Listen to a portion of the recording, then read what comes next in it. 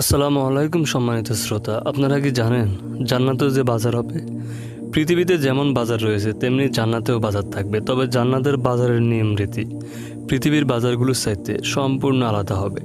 সেখানে ব্যবসায়িক কোনো কর্মকাণ্ড থাকবে না, কোনো ধরনের বেচাকেনা থাকবে না। আনাস ইবনে মালিক রাদিয়াল্লাহু আনহু থেকে বর্ণিত একটি হাদিসে এসেছে, জান্নাতে একটি বাজার থাকবে।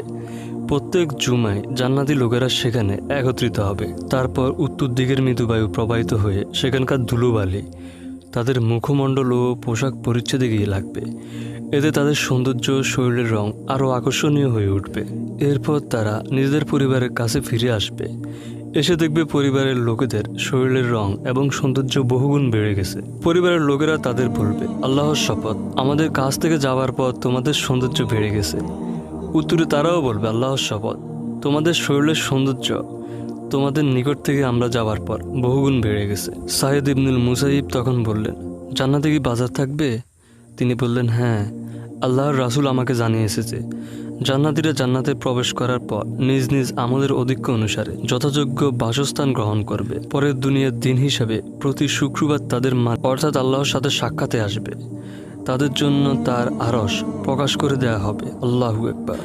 আবু হুরায়রা রাদিয়াল্লাহু আনহু বলেন, আমি বললাম, হে আল্লাহর রাসূল, আমরা কি আমাদের প্রতিপালককে দেখতে পাবো? তিনি বললেন, হ্যাঁ। সূর্য বা পূর্ণিমার চাঁদ দেখতে তোমাদের কি কোনো অসুবিধা হয়?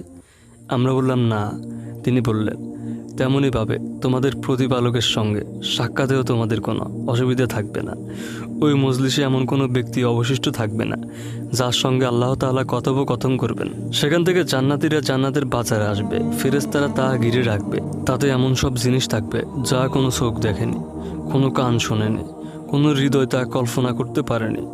সেখানে কিছুর বেচাকেনা হবে না। এই বাজার হবে জান্নাতীদের জন্য। জান্নাতীরা নিজ নিজ আবাসে ফিরে আসার পর স্ত্রীরা এসে অভ্যর্থনা জানাবে, বলবে, স্বাগতম ও শুভেচ্ছা। আমাদের নিকট থেকে যখন আপনারা গিয়েছিলেন তখনকার তুলনায় আপনারা আরও বেশি সুন্দর হয়ে ফিরে এসেছেন। তখন জান্নাতি পুরুষরা বলবে, আজ আমরা আমাদের প্রভুর সাথে মজলিসে বসে এসেছি। একবার কল্পনা করে দেখুন, যে আল্লাহকে না দেখে আমরা নামাজ পড়ি, চোখের পানি ছেড়ে দিয়ে আল্লাহর কাছে কান্না করি, কোনো কিছু চাই, সকল সমস্যার সমাধান খুঁজি, সে আল্লাহর সাথে যখন আপনার দেখা হবে কতই না সুন্দর হবে সেই মুহূর্তটা। আল্লাহ আমাদের সবাইকে জান্নাতে যাওয়ার তৌফিক দান করুক।